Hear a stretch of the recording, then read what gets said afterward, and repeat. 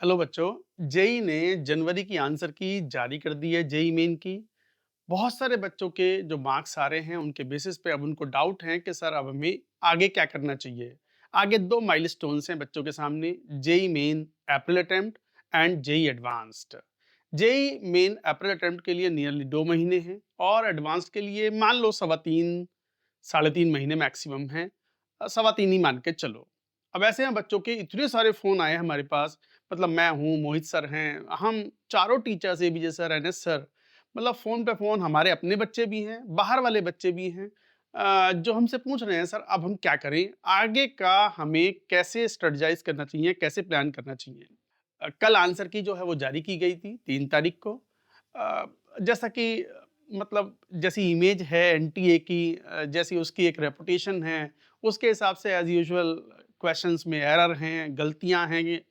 अ, molar mass नहीं दिया तो कैसे करें? कई बार केमिस्ट्री में एक थर्मोडायनामिक्स का क्वेश्चन पूछा है उन्होंने, 4 ग्राफ दिए हुए हैं, पूछ रहे हैं कहाँ वर्क डन मैक्सिमम होगा। अब एक्सपेंशन है, केमिस्ट्री में एक्सपेंशन का वर्क डन नेगेटिव होता है, तो कैसे बताएँ? मतलब 0 को -2 से ग्रेटर हम बोलते हैं, बट वहाँ कैसे बोलें? वो नहीं बोलना चाह रहे, वो कह रहे हैं कि -2 इज़ ग्रेटर देन 0। तो मतलब इस तरह की चीज़ें, जबकि अभी से पहले जितने भी क्वेश्चन उन्होंने पूछे हैं, उन सब में उन्होंने मैग्नीट्यूड वर्ड यूज़ किया है, या अगर मान लो वर्क डन कैलकुलेट कराया है एक्सपेंशन का केमिस्ट्री में, तो फिर माइनस के साथ आंसर रिपोर्ट किया है। इसमें ऐसा नहीं किया, मैग्नीट्यूड के बेसिस पे आंसर दे दिया। तो इस तरह की गलतियाँ ये हमेशा करते रहे हैं और बच्चों को कहीं न कहीं, मतलब कई बार हम फँस जाते हैं यार। मतलब हम एनटीए से बोलते हैं, मतलब हमसे क्या है, रिक्वेस्ट करवा लो, बाबू सोना कुछ कहलवाना है कहलवा लो। हमें बता दो, हम बच्चों को क्या बताएँ कि भाई मैग्नीट्यूड वाला आंसर देना है या फिर साइन के साथ कंसीडर करते हुए देना है। ख़ैर ये तो क्या करें, मतलब सुनते और नहीं हैं, वो एक अलग बात है। अब बच्चों के सामने ये पॉइंट है कि सर, अच्छा एक और पॉइंट है, before I come to the main point, एक और पॉइंट है कि सर केमिस्ट्री का पेपर इस बार थोड़े मुश्किल थे, नंबर कम आ रहे हैं। बिल्कुल सही बात है। मतलब जो क्वेश्चन हैं उनको थोड़ा लेंथी बनाने की कोशिश की है। मतलब 4 स्टेटमेंट हैं, उसके बाद पूछ लिया कौन-कौन से सही हैं, कौन-कौन से इनकरेक्ट हैं। स्टेटमेंट 1, स्टेटमेंट 2 वाले क्वेश्चंस को भी ठीक-ठाक अच्छे से पूछा है। न्यूमेरिकल में भी कई बार कैलकुलेशन अच्छी पूछी है। Uh, metal metal insoluble salt and ion वाले हाफ सेल का पोटेंशियल पूछा है। मतलब कुल मिलाकर के बफर सॉल्यूशंस को इन्वॉल्व कराते हुए इलेक्ट्रोड सेल पोटेंशियल पूछा है। तो ये 2-2 चैप्टर को क्लब करके भी पूछा है, तो केमिस्ट्री थोड़ी टफर है। तो इस बार मुझे ऐसा लगता है कि लास्ट ईयर के कंपैरिजन में केमिस्ट्री मच बेटर थी, और वो जो कट ऑफ है फॉर 99 परसेंटाइल या 90 परसेंटाइल या 97 परसेंटाइल, हर उस मानक के लिए number of marks required would be lesser. तो बच्चे थोड़ा खुश रहे हैं कि भई हाँ, इतने नंबर आ रहे हैं, तो लास्ट ईयर से बेटर उनके परसेंटाइल स्कोर मिलेंगे। अब बात आती है कि बच्चा हर तरीके का है। कोई बच्चा ऐसा भी है जिसके 100 से कम नंबर हैं, 80 हैं, 90 हैं, 95 हैं। कोई ऐसा भी है 100 से 150, 150 से 200, 200 प्लस वाले भी हैं। हर किसी के लिए सेम स्ट्रेटजी नहीं हो सकती। सबके लिए अलग-अलग और टाइम लिमिटेड है। आप जानते हो जेईई मेन अप्रैल अटेम्प्ट के लिए, कोई तो बच्चा ऐसा होगा जिसके लिए बस बुल्स आई जो है वो जेईई मेन अप्रैल अटेम्प्ट है। कोई बच्चा ऐसा है, हो गया जेईई मेन मेरे लिए, तो I have to look for that JEE advanced, I have to look for that top IIT. तो फिर मैं अकॉर्डिंगली मैंने यहाँ पर बोर्ड पर लिखा भी है कि कौन से बच्चों को क्या करना चाहिए। इंडिविजुअली बच्चों को हम जवाब दे रहे हैं, बट शायद इससे आपको काफ़ी हेल्प मिल जाएगी and you will be able to know कि भई अब मुझे फोकस किस चीज़ की तैयारी पे करना चाहिए और टाइम को डिस्ट्रीब्यूट कैसे करना चाहिए। जैसे मैंने पहले, मार्क्स अगर 100 से कम हैं, पक्की बात है कि मार्क्स अगर 100 से कम है तो तैयारी अच्छी नहीं थी, प्रैक्टिस लेवल अच्छा नहीं था, टेस्ट अच्छे से नहीं दिए होंगे, एनालाइज़ नहीं किए होंगे, तभी ये नंबर 100 से कम आए हैं। अगर ऐसा है कि 100 से कम मार्क्स हैं, सिलेबस इनकम्प्लीट है, 30% या उससे ज़्यादा सिलेबस इनकम्प्लीट है, तो फिर आपके लिए अगर कोई कोई कोर्स है, कॉम्पिटिशन जो ऑफ़र करता है, वो कोर्स है सी क्यूब कोर्स। सी क्यूब कोर्स एक सिलेबस कंप्लीशन कोर्स है, जेईई मेन का, ओनली जेईई मेन के लिए एक कोर्स है जिसके अंदर 50 लेक्चर्स पर सब्जेक्ट होते हैं।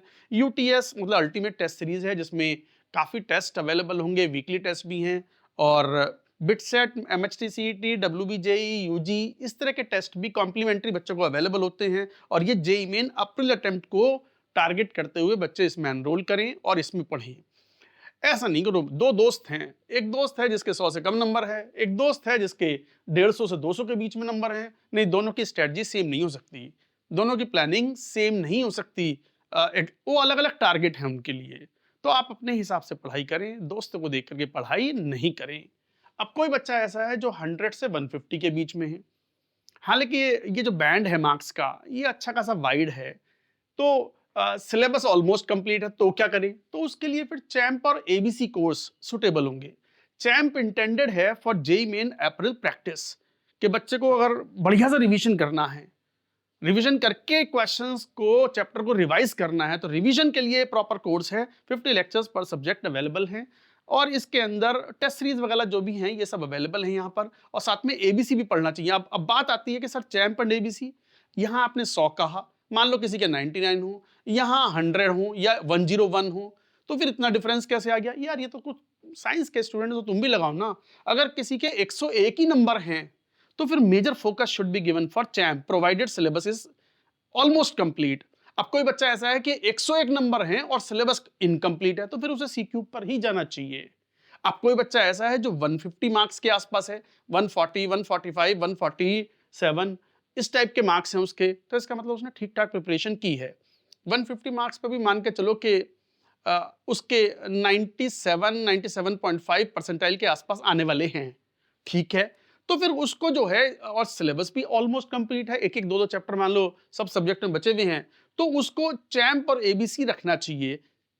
पहले उसको एडवांस्ड ओरिएंटेड जो एक्स्ट्रा चैप्टर्स हैं वो पढ़ें, एबीसी के सेशंस लगाएं। मान लो 60 दिन का समय है अप्रैल सेशन के लिए, तो पहले 30 दिन जो है वो डेडिकेट कर सकता है एबीसी को लर्न करने के लिए, एबीसी को फिनिश कर ले, और फिर वापस से चैंप से जेईई मेन ओरिएंटेड प्रैक्टिस कर सकता है, रिवीजन कर सकता है। क्योंकि याद रखना, आप अगर 200 मार्क्स से कम हैं तो फिर आपको लास्ट के 10-15 दिन, कब, जेईई अप्रैल सेशन से पहले 10-12 दिन पहले अपनी पूरी प्रिपरेशन को शिफ्ट कर देना चाहिए टुवर्ड्स जेईई मेन, ताकि वो याद करने वाले चैप्टर्स, वो डी एंड एफ ब्लॉक के अंदर 4F और 5F सीरीज के इलेक्ट्रॉनिक कॉन्फ़िगरेशन के ट्रेंड्स, उनके एक्सेप्शंस, एटॉमिक साइज के ट्रेंड्स, आयनिक साइज के ट्रेंड्स, पीरियोडिक टेबल के एक्सेप्शंस, वो सब चीज़ें पढ़ लें, फिर दोबारा पढ़नी पड़ती है। तो लास्ट के 10 दिन इस बात के लिए जरूर देने हैं। बट अगेन, अगर कोई 101 के आसपास है तो उसका मेजर फोकस होना चाहिए चैंप पर, और यदि सिलेबस इनकम्प्लीट है तो अगेन सी क्यूब पर। और कोई 150, 140 के बीच में कहीं उसके आसपास में लाई करता है, इस बैंड के आसपास लाई करता है, तो इनको दोनों कोर्स का यूटिलाइजेशन करना चाहिए, डिपेंडिंग अपॉन कौन सा एग्जाम पास में है उसके हिसाब से। अब बात आती है कि अच्छा स्कोर आ रहा है सर, एक रेस्पेक्टेबल स्कोर है 150 से 200 के बीच में, मतलब पक्का 99 परसेंटाइल के आसपास आओगे, 98, 99, 99.5 उसके आसपास आप पहुंचोगे। इसके मतलब आपने अच्छा खासा सिलेबस कंप्लीट होगा। सिलेबस की बात में यहाँ कर ही नहीं रहा, सिलेबस कंप्लीट होगा तभी 180 नंबर, 190 नंबर आपके आ रहे हैं। अब बात आती है मेजर फोकस क्या होना चाहिए, एडवांस्ड। 60 दिन है, 60 दिन के लिए पहले 40 से 50 दिन आपका एडवांस्ड ओरिएंटेड प्रिपरेशन होनी चाहिए। उसके अंदर वो जो एक्स्ट्रा चैप्टर्स है ना, 7-8 चैप्टर केमिस्ट्री के अंदर, वो मेटलर्जी है, एस ब्लॉक है, सरफेस केमिस्ट्री है, सॉलिड स्टेट है, इस तरह की जो चीज़ें, रियल गैस है, इस तरह के चैप्टर्स आपने 3-4 महीनों से हो सकता है ना पढ़े हुए हों, क्योंकि जेईई मेन ओरिएंटेड तैयारी कर रहे थे आप, और पढ़े हुए हैं तो अच्छी बात है, कम समय लगेगा उनको रिवाइज करने के लिए। तो अगर वो चैप्टर आप पढ़ रहे हो, तो पढ़ने का मतलब केवल ये नहीं होता कि थ्योरी पढ़ रहे हैं, उनको पढ़ने के साथ साथ आपको उनके ऊपर कुछ क्वेश्चन भी सॉल्व करने हैं एडवांस्ड ओरिएंटेड, उनके टेस्ट में भी जो क्वेश्चन रिप्रेजेंटेशन आएगा वो भी सॉल्व करना है। तो उस पॉइंट को भी फिनिश करते हुए वो एक्स्ट्रा लेक्चर्स भी हम बच्चों को प्रोवाइड कर देते हैं, जो भी एबीसी या कैट्स में बच्चे पढ़ रहे हैं। एएक्सएल बैच के नाम से वो कॉम्प्लीमेंट्री एक्सेस हम देते हैं, बहुत सारी चीजें हम कॉम्प्लीमेंट्री देते हैं। यहाँ पर ये जो यूटीएस है या एटीएस है, एडवांस टेस्ट सीरीज, वो इन दोनों बैचेस के साथ फ्री ऑफ कॉस्ट अवेलेबल मिलती है। ऑफ कोर्स वो जो चीजें हैं वो MST-CET, UTS, WBJE, ये सब कॉम्प्लीमेंट्री अवेलेबल बच्चों को होते हैं हर बैच के साथ में। तो एक तरीके कहने का मतलब ये हुआ कि अगर 150 से 200 के बीच में है तो आपका मेजर फोकस जेईई एडवांस की प्रिपरेशन पे ही होना चाहिए। और जेईई एडवांस की प्रिपरेशन में जो एडिशनल सिलेबस है, majorly in chemistry, some portion, chapter तो नहीं, चैप्टर के अंदर सब parts of physics as well as mathematics, उन पे फोकस होना चाहिए। साथ ही साथ ABC first and then cats. ABC क्या है? एबीसी जो कोर्स है एक तरीके का ट्रांजिशन कोर्स है, जहां जेईई मेन की प्रिपरेशन है, एडवांस के लिए बहुत ज़्यादा प्रैक्टिस नहीं की हुई है, एडवांस लेवल क्वेश्चन नहीं पढ़े हैं, तो कैट्स के क्वेश्चन थोड़े इंटेंसिव क्वेश्चन है, मैंने लिखा भी है। कैट्स के अंदर 25 लेक्चर्स पर सब्जेक्ट दिया रहे, इंटेंसिव एडवांस लेवल प्रैक्टिस है, मतलब मल्टीपल चैप्टर्स के कॉन्सेप्ट को यूज करते हुए क्वेश्चन यूज किया हुआ है, अच्छे खासे डीप कॉन्सेप्ट भी लग रहे हैं। तो एकदम से अगर कैट्स पे आओगे ना, बच्चा मान लो 3 महीने से जेईई मेन की तैयारी कर रहा है, एडवांस पढ़ ही नहीं रहा और अचानक से कैट्स के सेशन करने लगे, उसे लगेगा ये क्या ही है यार, मैं तो मतलब फिर बीच में वो जोर का झटका जोर से ना लगे, एक एक जो ग्रीस है, एक एक जो स्मूथनिंग एजेंट है, दैट इज एबीसी। तो first ABC and then cats, they should follow. Again 150 से 200 मार्क्स हैं, तो लास्ट का एक वीक अप्रैल टर्म से पहले should be dedicated for JEE main preparation. वापस से वही चीजें याद करना, रिवाइज करना, चीजों को पढ़ना, और ताकि जेई मेन में ये मार्क्स 150 के आसपास है तो 200 के आसपास आ जाएं, 200 के आसपास है तो 220 230 के आसपास पहुंचे। एंड दिस कैटेगरी, इन बच्चों ने मेहनत की है तभी ये नंबर आए हैं। 200 से ज्यादा मार्क्स, 200 या 200 से ज्यादा मार्क्स हैं, सिलेबस आपका कंप्लीट बढ़िया से होगा ही, एडवांस्ड ओरिएंटेड भी प्रिपरेशन आपने की भी होगी, वरना 200 या 200 ज्यादा नंबर नहीं आते हैं। ये बात क्लियर है। बहुत ही रेयरली ऐसा है कि बच्चे ने जेई मेन पढ़ा और आ गए उसको 230 नंबर, मैंने देखा नहीं वैसे ऐसा। तो एडवांस्ड ओरिएंटेड पढ़ाई भी आपने की भी होगी, चैप्टर पढ़े हुए होंगे, थ्योरी ऑलमोस्ट कंप्लीट होगी, बट ध्यान रखें अगर वो एडिशनल केमिस्ट्री के चैप्टर्स आपने नहीं करे हैं तो this is the time you should finish them now. और फुल फोकस होना चाहिए ऑन जेई एडवांस्ड। मेन की तैयारी आप नहीं भी करो तो ठीक है, जब जेई मेन आप सेकंड अटेम्प्ट लिखने जाओगे अप्रैल वाला, तो बस 2-3 दिन पहले एक बार फिर वापस से वो चीजों को रिवाइज कर लेना, and again you will do well. Cats focus करना चाहिए कंप्लीटली, पूरी तरीके से कैट्स को फॉलो करें। 25 लेक्चर्स हैं, इंटेंसिव क्वेश्चंस हैं, एक एक क्वेश्चन को करने में हमें भी 12-12 15-15 मिनट लगे हैं। काफी चीजें बताई हैं, मल्टी कॉन्सेप्ट्स यूज किए हैं, मल्टीपल चैप्टर्स को अमलगमेट कराते हुए क्वेश्चंस को सॉल्व किया है in physics, in chemistry and mathematics, and track record of this cats is very very phenomenal. बच्चों की 1000 रैंक है तो 500 आई है, 500 है तो 200 रैंक आई है। अंडर 100 रैंक्स वाले बच्चों ने भी इस प्रोग्राम को यूज किया है and they have been benefited. तो आई थिंक आई हैव, जो क्वेश्चन मैं कल से जवाब दे रहा हूं, कल से तो नहीं 3-4 दिन से जवाब दे रहा हूं, बट कल से थोड़ा ज्यादा, क्योंकि कल बच्चों को आंसर किया गई तो उनको अपने मार्क्स मालूम पड़ गए, तो उसके बेसिस पे बच्चों को मैं जवाब दे रहा हूं। तो हो सकता है कि थोड़े कम कॉल आए, और this video will help you to solve your query. अच्छा ये बात जरूर ध्यान रखना, जैसे ये मान लो सीक्यू कोर्स है और चैम्प कोर्स है, ये जेई मेन ओरिएंटेड है। सीक्यू लगभग 4000 3999 का, चैम्प 2999 का है। 97 परसेंटाइल किसी बच्चे के आ जाएंगे, चाहे वो जनवरी अटेम्प्ट हो या अप्रैल अटेम्प्ट।